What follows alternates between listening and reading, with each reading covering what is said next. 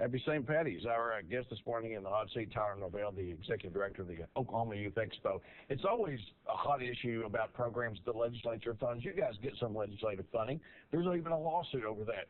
I know you're in litigation, so you can't talk about that, but you know, we've seen some hot issues like OYE and some others dealing with those sorts of funding. So let's talk this morning.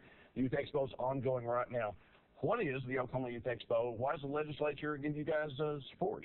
The Oklahoma Youth Expo is the world's largest junior livestock program.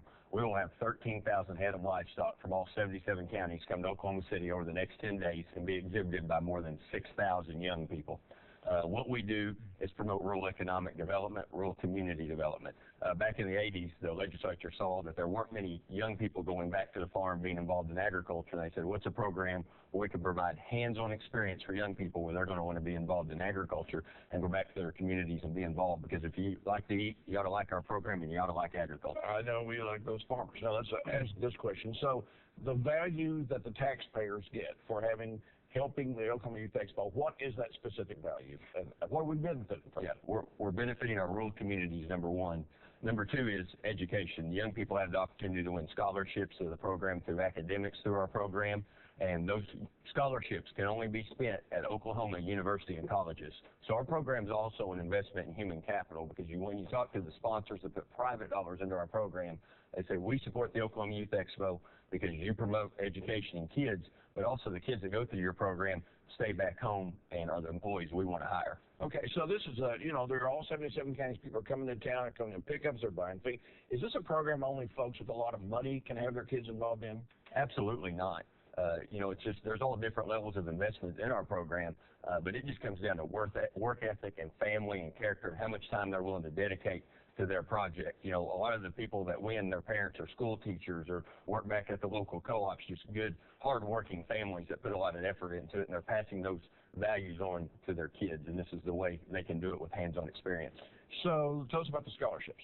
Scholarships. Over the last 10 years, we've given out over $2 million in scholarships to the Oklahoma Youth Expo. And as I mentioned, that money can only be used at Oklahoma colleges and universities, and only if the young people do attend college. So we've been able to give that out this year. We're giving out over $200,000 worth of scholarships that will be awarded over the next 10 days.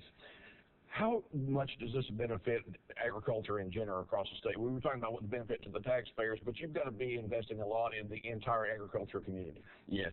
Just the other day, I had a parent tell me between his breeding livestock that he produces the show animals for his kids and his kids' show animals, he spends $100,000 worth of feed, buys $100,000 worth of feed each year locally back at his local co-op. That's a lot of commerce and business, and that's just one example.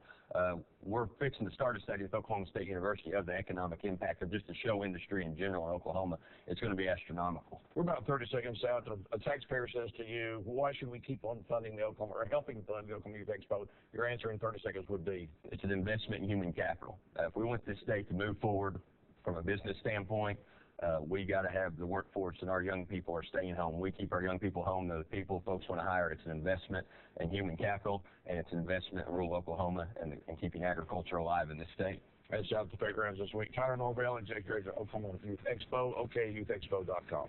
Your 7 days coming out. Thanks for coming.